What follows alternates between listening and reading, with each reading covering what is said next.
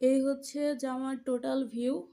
মোটামুটি একটি বড় জামা, শর্ট হাতা, এবং এই যে ছোট্ট মালা দেওয়া আছে, মালাটা কিন্তু দুই পার্ট। এই কুচির কাপড়টা এক পার্ট, কিন্তু মালার এই কাপড়টা, এই পার্টটা হচ্ছে দুই দুই ডাবল পার্ট। আর এখানে একটা ছোট্ট বোতাম লাগাই দিব।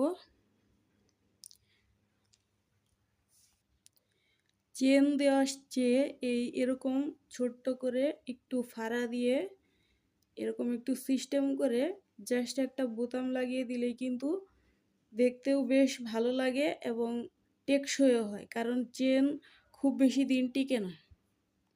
এই জন্য এই জামার পেছনের দিকে এরকম ছোট্ট করে একটু ফাড়া দিয়ে বোতাম লাগিয়ে দিলেই বেশ সুন্দর হয়ে যায়।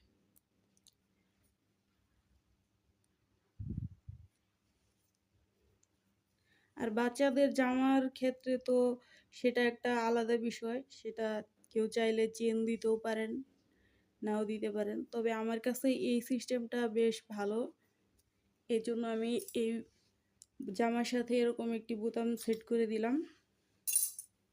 এই যে এইভাবে এটা লাগানো কিন্তু অনেক সহজ এবং খোলাও সহজ। এই যে গলার ভিউটা এই যে এরকম আসছে, ছোট্ট করে গলা দিয়ে দিছি।